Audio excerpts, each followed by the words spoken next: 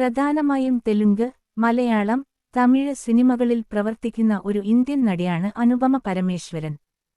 പ്രേമം എന്ന വിജയകരമായ മലയാള ചിത്രത്തിലൂടെയാണ് അനുപമ അരങ്ങേറ്റം കുറിച്ചത്.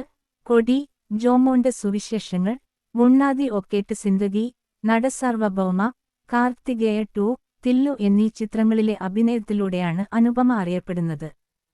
കേരളത്തിലെ തൃശൂർ ജില്ലയിലെ ഇരിഞ്ഞാലക്കുടയിലെ മലയാളി കുടുംബത്തിൽ പരമേശ്വരൻ എരേക്കാത്തിന്റെയും സുനിത പരമേശ്വരന്റെയും മകളായി 1996 ഫെബ്രുവരി 18-ന് അനുപമ ജനിച്ചു. അവൾക്ക് ഒരു ഇളയ സഹോദരൻ ഉണ്ട്, അക്ഷയ്. കേരളത്തിലെ കോട്ടയം CMS കോളേജിൽ പഠിച്ച അവർ അവിടെ കമ്മ്യൂണിക്കേറ്റീവ് ഇംഗ്ലീഷിൽ ബിരുദം നേടി. അഭിനയം തുടരുന്നതിനായി കോളേജ് പഠനം ഉപേക്ഷിച്ചു. അനുപമ നിവിൻ പോളിക്കൊപ്പം പ്രേമം എന്ന ചിത്രത്തിലൂടെ അരങ്ങേറ്റം കുറിച്ചു. ഇത് വൻ വാണിജ്യ വിജയം നേടി. തുടർന്ന് ജെയിംസ് ആൻഡ് ആലീസ് എന്ന മലയാള ചിത്രത്തിൽ അതിഥി വേഷത്തിൽ അഭിനയിച്ചു.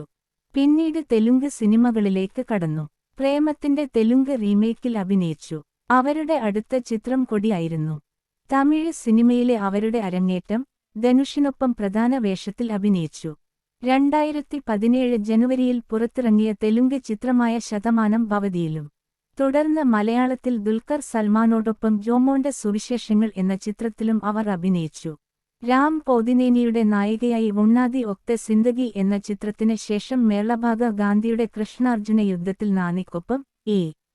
കരുണാകരന്റെ തേജ് ഐ ലവ് യു എന്ന ചിത്രത്തിലും സായ ധരം തേജിനൊപ്പം അഭിനയിച്ചു. ഹലോ ഗുരു പ്രേമ കോസ